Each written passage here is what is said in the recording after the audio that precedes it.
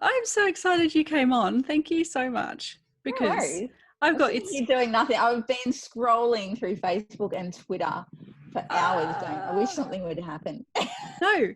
Well, but there you go, something did. So It that's did. excellent. I saw you on stage with Carly. That's when I first, Oh, wow. You're the third person. I'd say met you, but I didn't meet you. Exciting. That was such a good night though. And you're so good at doing that job.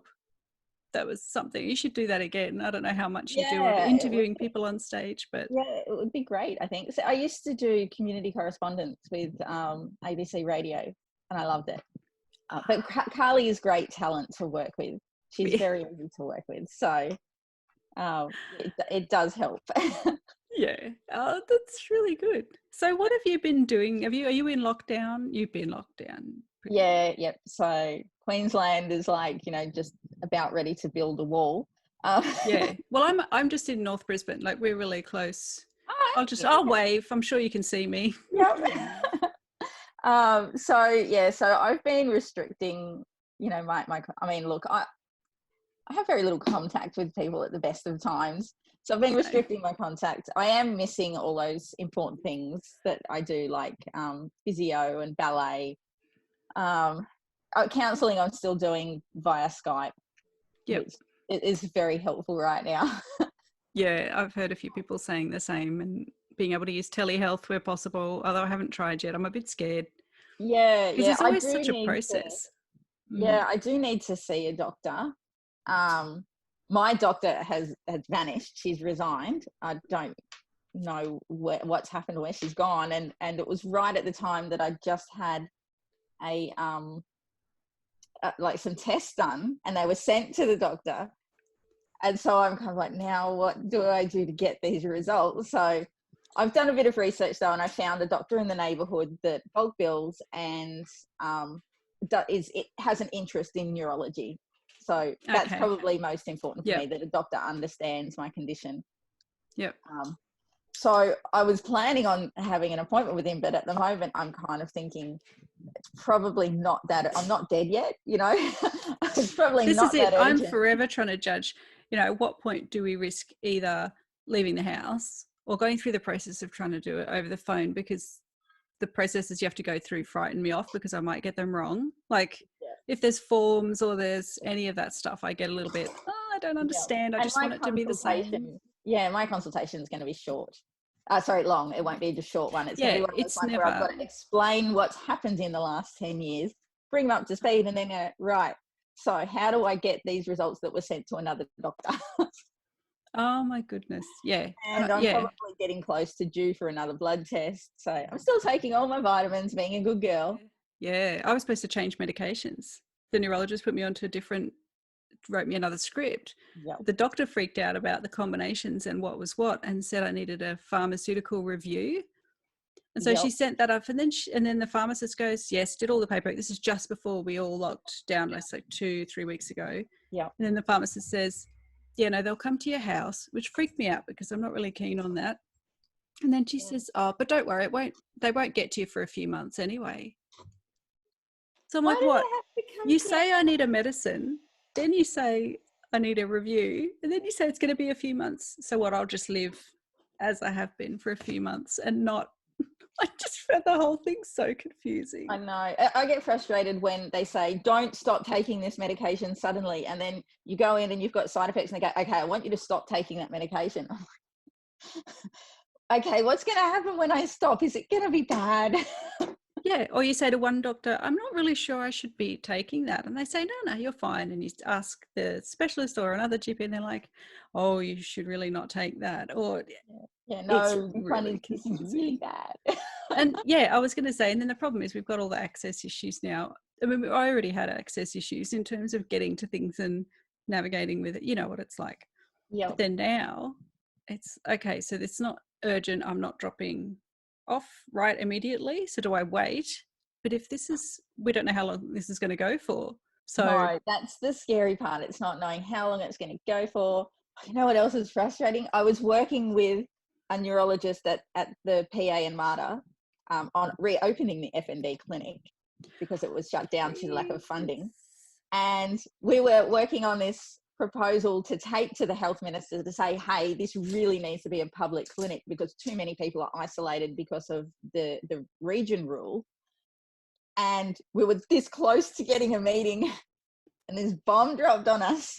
And it was like, goodness, I think this is going to be on hold for a while. And of course, now I'm looking at it going, because it was a funding issue, once this disaster's over, there's going to be no funding.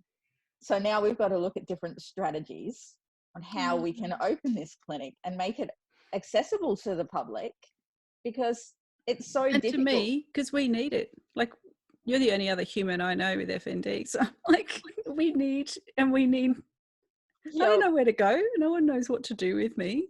Yep. 2 neurologists that have agreed, and yet they don't want to call it the same thing because, as you know, it's a difficult one. No, he agreed, the second neurologist, and then he said, but I don't know what good that'll do you.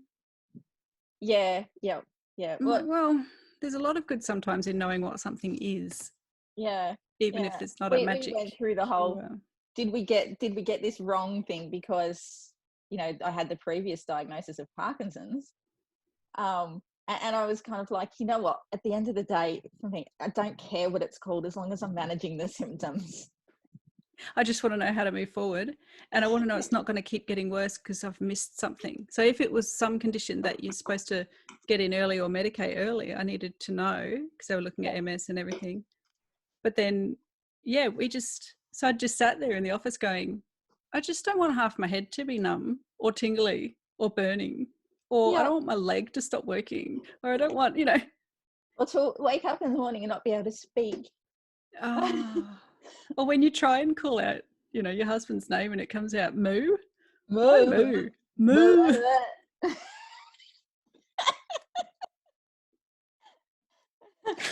Sorry, we shouldn't laugh. It's terrible because you hear it, but my kids laugh. They do. If they hear, it's only if I'm having an extreme moment where I slow down, like really my speech slow down. Yeah. It's quite nice because it's like in a way that sort of does the opposite to the ADHD. So I'll be all of a sudden, because it takes so long to say something, I get to think. So it works like my medication in a little bit, sort of really bizarre. And I get quite peaceful. Like, this is the peaceful phase, and then it'll be followed by the pain. I'm actually thinking about writing up some kind of document that I can have available for anyone who has to treat me medically in an emergency. Because I realised after my last episode just recently that my son knew. My son just said to everybody, look, don't panic, just leave her, try to touch her as little as possible because that will trigger more tremors or seizures. Just keep everything in the environment calm as possible, and she'll come around. It will resolve itself. And everyone else, of course, is in a panic, and they're like, oh no. And the paramedics have then taken me off, and they were pretty good. It's the first time in 10 years of having, these episodes that paramedics actually knew what FND was and not to panic, and that, it would probably resolve itself. And then, of course, this time, instead of going into, one of the smaller public hospitals, I was taken to the Mater, where they knew all about it. And they were just kind of, we're just going to give Dr. Len a call and see what he thinks. And he was kind of, well, if she's okay with what happened and she understands it and wants to go home, there's no other, complications, then let her go home. And it was kind of like, well, this was really easy this time around. So now what I want to do is do a document. So if I've had something that looks like a seizure and I appear to be paralyzed, if you keep me in a calm, steady environment and keep reassuring me that keep me safe. Yep. Provide fluids if I need hydration, and just wait. And if after half an hour it hasn't passed, then start looking, because usually within half an hour my body has started to relax, my muscles are releasing, I can speak a little, and it comes back around. But in the past, every time it's happened, I've been in this massive stressful environment. They're poking me, freaking out, sticking pins in me because I'm not moving, and I can feel the pins, but I can't move, and I can't speak to tell them to stop. So it just makes it worse, and it escalates, and so it lasts longer and longer. Yeah, I think that last episode was a big key factor for me learning how to manage these episodes better. But you see, we need all this advice though on how to do these things. And everyone, I know we all present differently. Mine's much more of a slow thing, Yeah. but can be just completely debilitating. And then I'm learning what brings it on.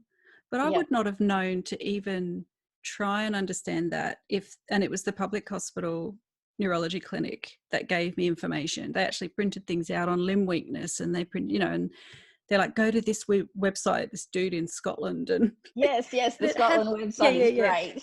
amazing advice. And I was like, oh, so now I can start joining the dots. And joining dots is really hard when your brain's not functioning quite like it's supposed to.